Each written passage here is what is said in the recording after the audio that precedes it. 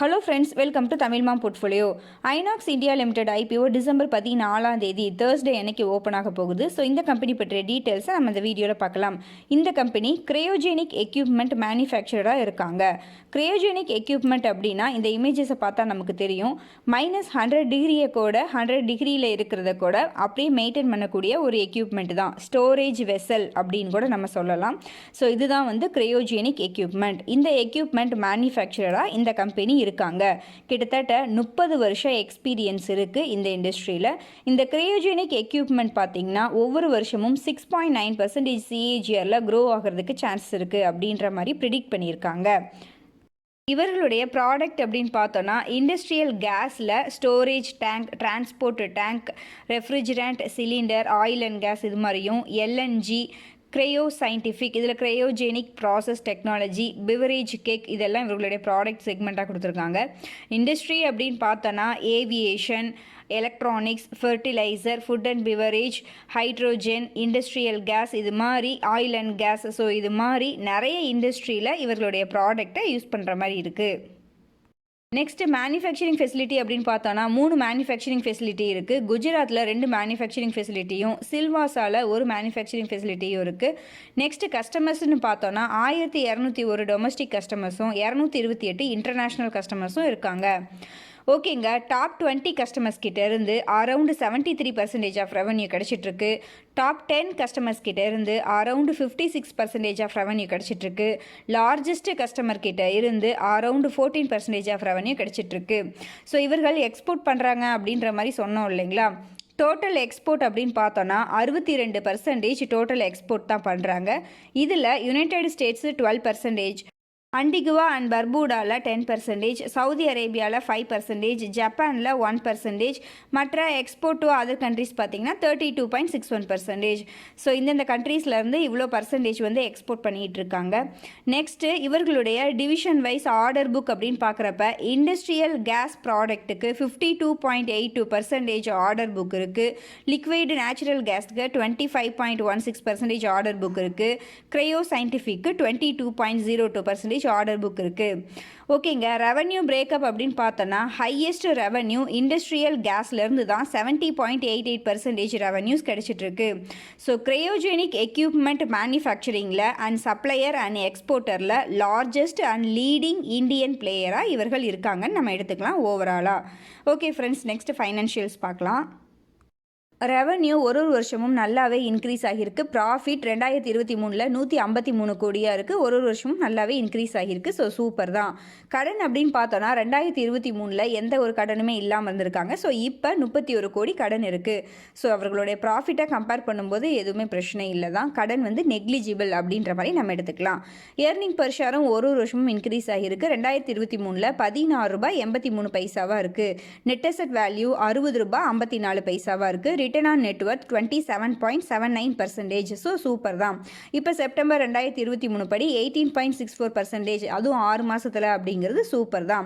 இவர்களுடைய இன்கம் பார்த்தீங்கன்னா 27.13% 2021 23 வரைக்கும் இன்க்ரீஸ் ஆகிருக்கு. CAGR growth அப்படின்றது சூப்பர் தான்.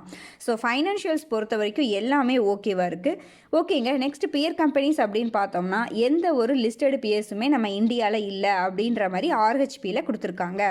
ஓகேங்க, PE வேல்யூஷன் அப்படின்னு பார்த்தோன்னா IPO ப்ரைஸ் கம்பேர் பண்ணும்போது 39.2 PE மல்டிப்பிள் IPO வர்றாங்க.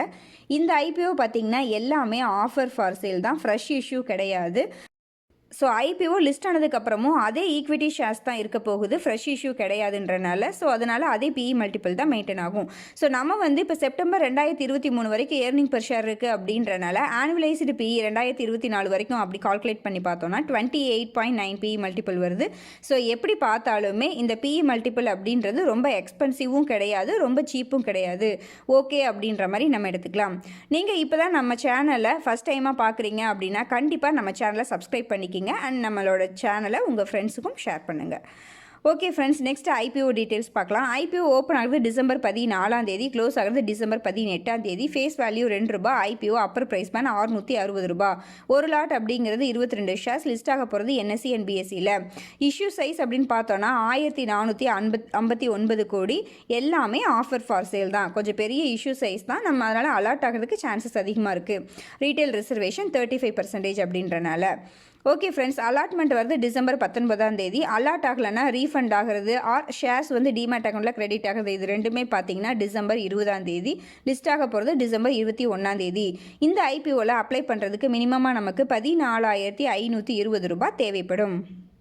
நெக்ஸ்ட் கிரே மார்க்கெட் ப்ரீமியம் அப்படின்னு பார்த்தோன்னா டிசம்பர் 12 கிரே மார்க்கெட்டில் ரூ. 260 அப்படின்ற மாதிரி ட்ரேட் ஆகிட்டு இருக்கு. ஐபிஓ ப்ரைஸ் ரூ. 660 அப்படின்னு வச்சோன்னா கிட்டத்தட்ட 39% ப்ரீமியமில் கிரே மார்க்கெட்டில் ட்ரேட் ஆகிட்டு இருக்கு. ஸோ நல்ல டிமாண்ட் இருக்குது அப்படின்ற மாதிரியே சொல்லலாம். ஓகேங்க, ரிஜிஸ்ட்ரார் அப்படின்னு பார்த்தோன்னா கேஃபின் டெக்னாலஜிஸ் லிமிடெட். நம்ம டெலிகிராம் சேனலில் ஜாயின் பண்ணாதவர்கள் கண்டிப்பாக ஜாயின் பண்ணிக்கோங்க. ஐபிஓ பற்றிய அப்டேட்ஸ் அண்ட் அலாட்மெண்ட் லிங்க் எல்லாத்துக்குமே. ஓகே ஃப்ரெண்ட்ஸ், என்னுடைய ஃபைனல் வியூ பார்க்கலாம். Promoter holding before IPO 99.3% hold பண்ணி வச்சுருக்காங்க. ஆஃப்டர் ஐபிஓ 75.46% ஹோல்ட் பண்ணி வச்சுருக்க போகிறாங்க. ஸோ சூப்பர் தான். ஃபைனான்ஷியல்ஸ் அப்படின்னு பார்த்தோன்னா நல்லா சூப்பராக இருக்குது. ஆர்டர் புக்குமே நல்லா வச்சுருக்காங்க. கடனுமே ரொம்ப கம்மியாக தான் இருக்குது. பிஸ்னஸ் அப்படின்னு பார்த்தோன்னா கிரையோஜெனிக் எக்யூப்மெண்ட் மேனுஃபேக்சராக இருக்காங்க அண்ட் எக்ஸ்போர்ட்டராகவும் இருக்காங்க. நிறைய கண்ட்ரீஸ்க்கு எக்ஸ்போர்ட் பண்ணுறாங்க. கிட்டத்தட்ட 200 கண்ட்ரீஸ்க்கு எக்ஸ்போர்ட் பண்ணுறாங்க. காம்படிட்டர்ஸ் அப்படின்னு பார்த்தோன்னா எந்த ஒரு லிஸ்டர்டு பேர்ஸுமே இல்லை நம்ம இந்தியாவில். அது மட்டும் இல்லாமல் ஐநாக்ஸ் குரூப் அப்படின்றது மிகப்பெரிய குரூப்பு. ஸோ ஓகேங்க, வேல்யூஷன்ஸ் அப்படின்னு பார்க்கும்போது ஓகே நம்ம எடுத்துக்கலாம். எக்ஸ்பென்சிவும் கிடையாது, ரொம்ப சீப்பும் கிடையாது. ஸோ இந்த ஐபிஓவை கண்டிப்பாக லாங் டேர்முக்கு கன்சிடர் பண்ணலாம் அப்படின்றது என்னுடைய கருத்து. இது தப்பாகிறதுக்கும் சான்சஸ் ரொம்ப ரொம்ப அதிகம். ஓகே ஃப்ரெண்ட்ஸ், என்னுடைய ஃபைனல் வியூ பார்க்கலாம். நான் இந்த ஐபிஓவில் அப்ளை பண்ணலான்னு தான் இருக்கேன். ஃபண்டமெண்டல்ஸ் ஓகேவாக இருக்குது, வேல்யூஷன்ஸ் ஓகேவாக இருக்குது, ஆர்டர் புக்கும் நல்லா இருக்குன்றனால க்ரோத்தும் கண்டிப்பாக நல்லா இருக்கும்னு எக்ஸ்பெக்ட் பண்ணலாம். அது மட்டும் இல்லாமல் கிரே மார்க்கெட்டில் டிமாண்டும் நல்லாவாக இருக்குது. இப்போ செகண்டரி மார்க்கெட் கண்டிஷனும் பார்த்திங்கன்னா நல்லா இருக்குது. ஸோ அதனால் நான் இந்த ஐபிஓவில் பார்ட்டிசிபேட் பண்ணலான் இருக்கேன். நீங்கள் அந்த ஐபிஓவில் பார்ட்டிசிபேட் பண்ணுறீங்களா இல்லையா அப்படின்றத நம்மளுடைய கமெண்ட்டில் சொல்லுங்கள். எல்லாருமே ரீட் பண்ணி தெரிஞ்சுக்கலாம். இந்த வீடியோ உங்களுக்கு யூஸ்ஃபுல்லாக இருந்துச்சு அப்படின்னா லைக் பண்ணுங்கள், கமெண்ட் பண்ணுங்கள், உங்கள் ஃப்ரெண்ட்ஸ்க்கு ஷேர் பண்ணுங்கள், நம்ம சேனலை சப்ஸ்கிரைப் பண்ணுங்கள். நம்மளுடைய டெலிகிராம் சேனல்லையும் ஜாயின் பண்ணிக்கோங்க. நீங்கள் டிமேட் அக்கௌண்ட் ஓப்பன் பண்ணணும் அப்படின்னா நம்ம சேனலோட வீடியோஸில் டிஸ்கிரிப்ஷன் பாக்ஸில் ஏஞ்சல் 1 Zerodhaவோட லிங்க் இருக்கும். அந்த லிங்கை யூஸ் பண்ணி நீங்கள் டிமேட் அக்கௌண்ட் ஓப்பன் பண்ணிக்கோங்க. நன்றி, வணக்கம்.